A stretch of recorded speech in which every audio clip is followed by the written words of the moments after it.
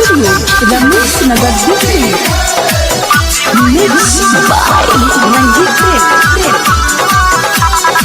रंग खेले खाती बोलही का सजूटी बाहर ना अबू तो खिड़की भी टूटी। अरे भौजी निकाल रही हो। रंग खेले खाती बोलही का सजूटी बाहर ना अबू तो खिड़की भी टूटी। नहीं तो खोला के बादी के पहला अरे होलिया में अरे बिंटोली के होली लुका मत। अरे होली में रंगाई भौजी हो वाला बच्ची नहीं लहंगा लखनऊ वाला।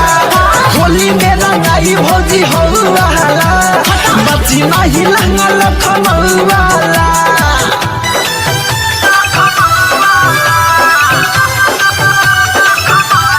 Star recording studio Ramesh Nagar Delhi. Mix by Ranjit Prem.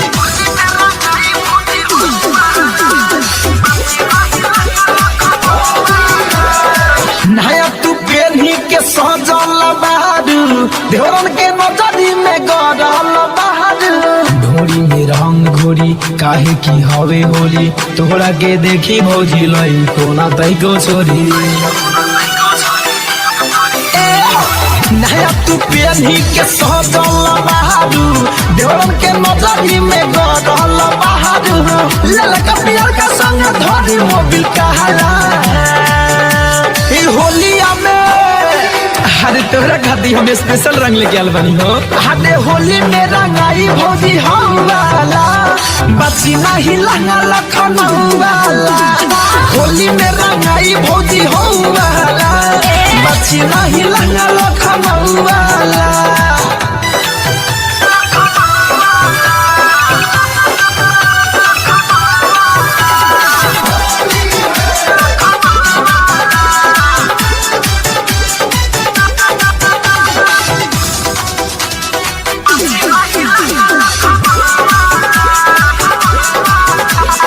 Writer सतरू धन दीवाना बते आइल रंगवा तो डाल खातिर बाघुरिया रंगिया गारी के हो रंगी पछारी धैले बा सब के हो लमहर पीछा गारी।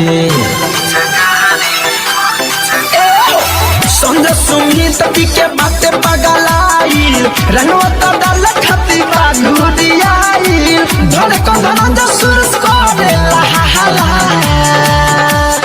होलिया में अरे काहे भौजी होलिया में बाहर न निकलू। अरे होली में रंगाई भौजी हो वाला बच्ची नहीं लहंगा लखनऊ वाला। होली में रंगाई भौजी हो वाला बच्ची नहीं लहंगा लखनऊ वाला। Star recording studio Ramesh Nagar Delhi.